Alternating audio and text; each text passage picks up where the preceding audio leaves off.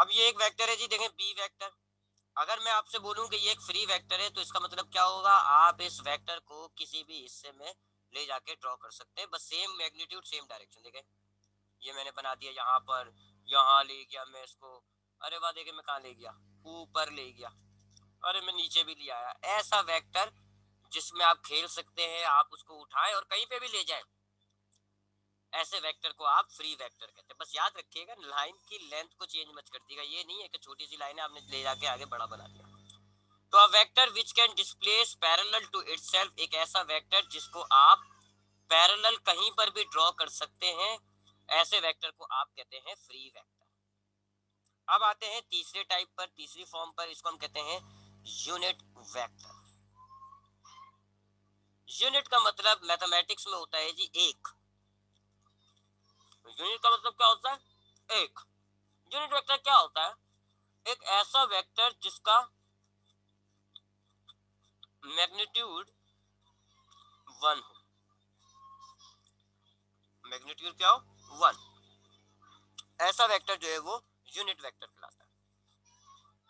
एक ऐसा वेक्टर जिसका मैग्नीट्यूड यूनिट, यूनिट का मतलब वन होता है, एक ऐसा वेक्टर जिसका मैग्नीट्यूड वन हो, ऐसे वेक्टर को आप यूनिट वेक्टर कहते हैं। एक्चुअल में वन का तो कोई मतलब नहीं हुआ, क्योंकि वन तो जिससे भी मल्टीप्लाई होता है वो नंबर वही रह जाता है। वन को आप फाइव से मल्टीप्लाई करें, फाइव वन जा फाइव, नंबर में कोई चेंज नहीं आया। वन को आप 10 से मल्टीप्लाई करें, 200 से, 300 से, नंबर में कोई फर्क, यानी वन बेकार है एक लिहाज से, वन कोई फर्क नहीं पैदा करता। तो ये जो मैग्नीट्यूड, ये जो यूनिट वेक्टर है जिसका मैग्नीट्यूड वन होता है, ये मैग्नीट्यूड वन ना होने के बराबर है, कोई काम का ही नहीं है। तो दरअसल ये जो वेक्टर है ये खाली आपकी डायरेक्शन को रिप्रेजेंट कर रहा होता है, only represent direction, represent direction. ठीक है जी। एक वेक्टर जिसका मैग्नीट्यूड वन होता है, ऐसा वेक्टर कहलाता है यूनिट वेक्टर।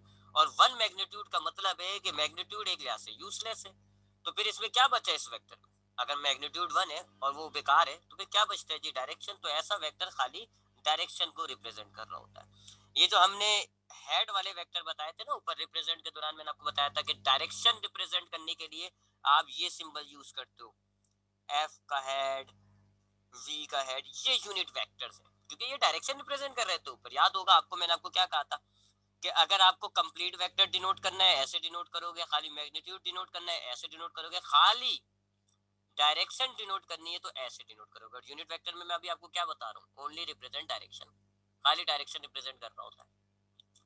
तो ऐसा वेक्टर जो आपको, जिसका मैग्नीट्यूड वन होता है, जो सिर्फ डायरेक्शन को रिप्रेजेंट कर रहा होता है, ऐसा वेक्टर जो है वो यूनिट वेक्टर कहलाता है।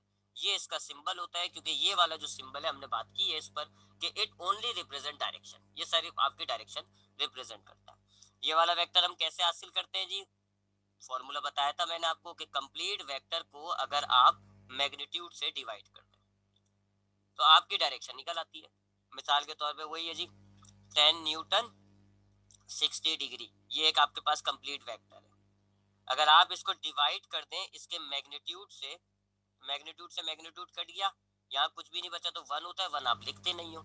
और फिर डायरेक्शन, तो ये मैग्नीट्यूड से मैग्नीट्यूड कट रहा है, जब आप टू से टू को काटते हो वन आंसर आता है ना, यहाँ वन है दरअसल, हम लिखते नहीं है। तो मैग्नीट्यूड कितना आ रहा है देखें, वन। मैग्नीट्यूड कितना आ रहा है, वन। और वन बेकार होता है, ये क्या रिप्रेजेंट कर रहा है, खाली डायरेक्शन। तो ऐसे वेक्टर को आप कहते हो यूनिट वेक्टर। तो यूनिट वेक्टर क्या होता है, एक ऐसा वेक्टर जिसका मैग्नीट्यूड वन होता है, one is useless. Unit vector क्या है, एक ऐसा वेक्टर जिसका मैग्नीट्यूड वन होता है और वन तो बेकार है, लिहाजा ये वेक्टर खाली आपका डायरेक्शन रिप्रेजेंट कर रहा होता है। ऐसे वेक्टर को आप यूनिट वेक्टर कहते हैं। इसको आप डिनोट करते हैं ऐसे हैट लगा के।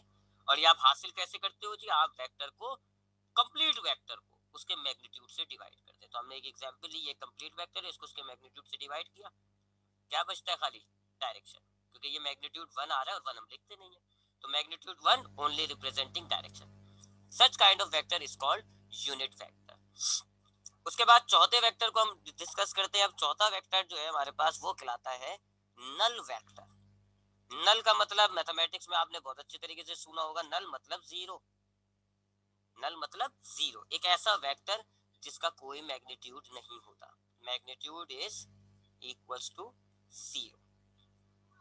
ऐसा वेक्टर जिसका कोई मैग्नीट्यूड नहीं होता, ऐसा वेक्टर कहलाता है नल वेक्टर। इसमें मैग्नीट्यूड जीरो है, यानी लाइन की जो लेंथ है वो जीरो है, तो एक लिहाज से डायरेक्शन भी नहीं होगी। ये वेक्टर ऐसा वेक्टर है कि इसको अगर आप किसी भी वेक्टर के साथ मल्टीप्लाई करोगे ये उस वेक्टर को खा जाएगा। आप जीरो को किसी भी नंबर से मल्टीप्लाई करो, 10 न्यूटन, 20 न्यूटन, 30 न्यूटन, क्या आंसर आता है? जीरो। तो वो वेक्टर का आंसर क्या हुआ अगर जीरो? आपके पास एक वेक्टर है, सपोज करें जी फोर्स नाम का एक वेक्टर है जी 10 न्यूटन और इसकी डायरेक्शन है 60 डिग्री। आपने इसको नल वेक्टर से मल्टीप्लाई किया यानी जीरो मैग्नीट्यूड से, क्या आंसर आया? जीरो। तो ये खा गया उस वेक्टर को, ओरिजिनल वेक्टर को खा गया। ऐसा वेक्टर जिसका मैग्नीट्यूड जीरो होता है उसको आप कहते हो नल वेक्टर। तो ये हमने चार वेक्टर्स की जरा टाइप देखी, दोबारा देख लेते हैं। नेगेटिव वेक्टर क्या होता है, एक और टाइप रह गई वो भी बताता हूँ। नेगेटिव वेक्टर क्या होता है? एक ऐसा वेक्टर जिसकी मैग्नीट्यूड जो है, एंगल मैग्नीट्यूड बिल्कुल ओरिजिनल वेक्टर की तरह होता है, लेकिन उसकी डायरेक्शन चेंज होती है। ऐसे वेक्टर को हम कहते हैं नेगेटिव वेक्टर, माइनस साइन से इसको डिनोट करते हो आप।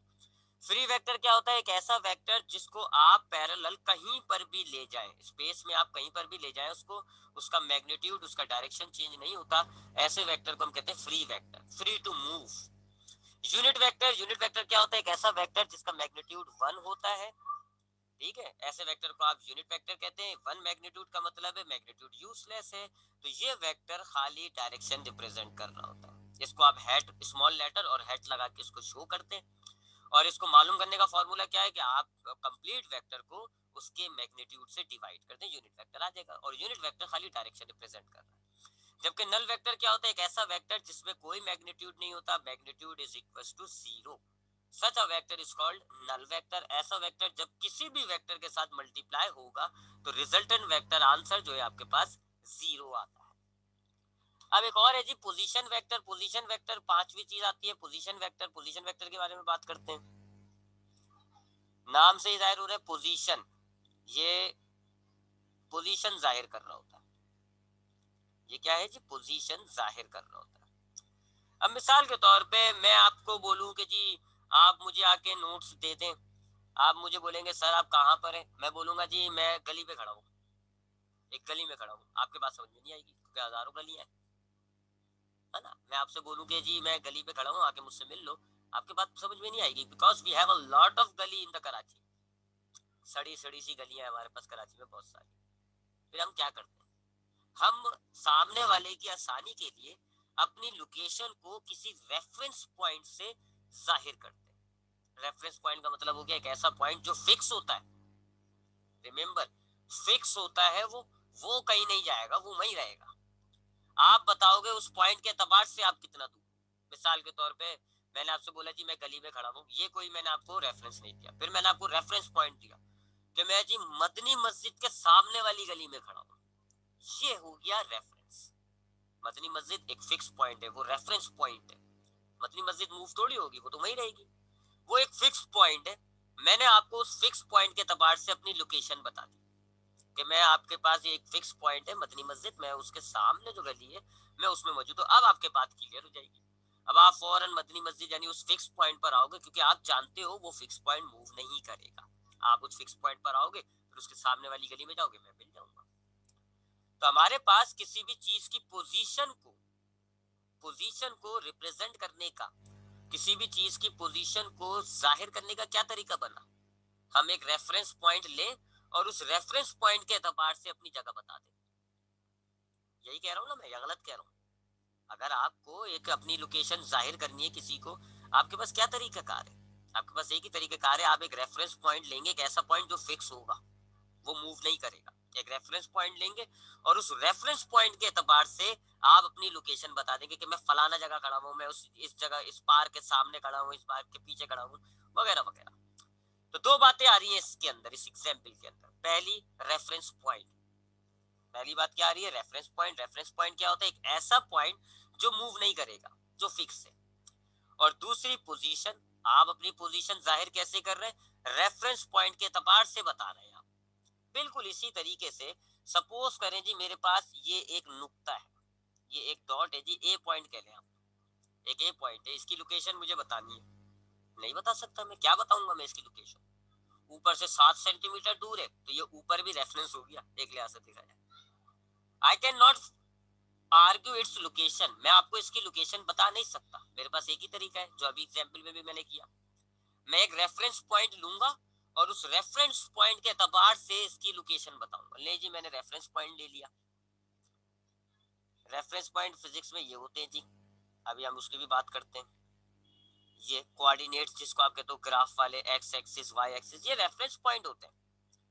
आप ग्राफ तो बहुत दफा बना चुके हो, ये कहलाता है एक्स एक्सिस, ये कहलाता है वाई एक्सिस, है ना, ये क्या है एक्स एक्सिस, ये जो हॉरिजॉन्टल लाइन है ये एक्स एक्सिस है और ये वर्टिकल लाइन है ये वाई एक्सिस है, और ये दोनों लाइनें जिस पॉइंट पर मिल रही है ना इसको आप कहते हो ओरिजिन ओ। ये जो ओ है ये है आपका रेफरेंस पॉइंट, क्योंकि ये फिक्स है, वो कहीं मूव होगा नहीं, ये आपका रेफरेंस पॉइंट हो गया। अब आपको ए पॉइंट की लोकेशन बतानी थी, आपने क्या किया, वही एग्जांपल वाली बात, पहले आपने एक फिक्स पॉइंट ले लिया जिसको आप रेफरेंस पॉइंट कहते हो, उसके हिसाब से आप फिर अपनी जगह बताते हो। इसी तरह मुझे इस एग्जांपल में, इस मामले में, इस प्रॉब्लम में मुझे इस ए पॉइंट की लोकेशन बतानी थी, तो मैंने क्या करा जी, मैंने कोऑर्डिनेट्स बनाकर एक रेफरेंस पॉइंट ले लिया जी, ये है मेरा रेफरेंस पॉइंट ओ। अब मैं क्या करूंगा, एक वेक्टर ड्रॉ करूंगा ओ से लेकर ए तक, ये देखें, ये मैंने एक वेक्टर ड्रॉ किया ओ से लेकर ए तक। अब आप देख लें जी, इस वेक्टर की लंबाई आपको इजीली बता देगी कि ए पॉइंट का लोकेशन क्या है। मैं आपसे बोलूं कि ए पॉइंट जो है वो 6 सेंटीमीटर और एंगल है जी 60 डिग्री, ए पॉइंट जो है वो 6 सेंटीमीटर, एंगल है जी 60 डिग्री, तो आप क्या करोगे जी, आप रेफरेंस पॉइंट बनाओगे, वो ले लोगे, ये आ गया वही रेफरेंस पॉइंट। अब आपने यहाँ से देखा जी 60 डिग्री का एंगल ये होता है, और 6 सेंटीमीटर की लाइन आपने ड्रॉ करी, ये देखें आपको मिल गया ए पॉइंट कहाँ पर है, आ गया ना वहीं पर, आप इजीली फाइंड आउट कर लोगे कहाँ पर है। इस वेक्टर को जिसने आपके इस ए पॉइंट की पोजीशन बताई है, इसको हम कहते हैं पोजीशन वेक्टर, पोजीशन वेक्टर। इसका मैग्नीट्यूड होता है, इसका मैग्नीट्यूड डायरेक्शन होती है, ठीक है। तो ऐसा वेक्टर जो आपको स्पेस के अंदर एक पॉइंट की लोकेशन को, उसकी पोजीशन को वाजे कर रहा होता है, ऐसे वेक्टर को हम कहते हैं पोजीशन वेक्टर। मिसाल देते हैं, और मिसाल लेते हैं जी एक और। मिसाल के तौर पे मैं आपसे बोलूं जी, स्पेस है जी हमारे सामने, ये देखें जी कितनी बड़ी स्पेस है, ये खाली स्पेस है, इसमें एक पॉइंट है जी बी पॉइंट, बताओ कहाँ है, हमें नहीं पता कहाँ है, पता नहीं कहाँ है जी बी पॉइंट, हमें नहीं पता, लेकिन मुझे उसका पोजीशन वेक्टर दे दिया, मुझे उसका पोजीशन वेक्टर दे दिया। Position vector R, small R से डिनोट किया जाता है, ऐसे, ये हेड नहीं लगता सॉरी, ऐसे आर से डिनोट किया जाता है पोजीशन वेक्टर को, ऐसे, अरे भैया ये पोजीशन वेक्टर का सिंबल होता है। मुझे एक पॉइंट है जी बी, मुझे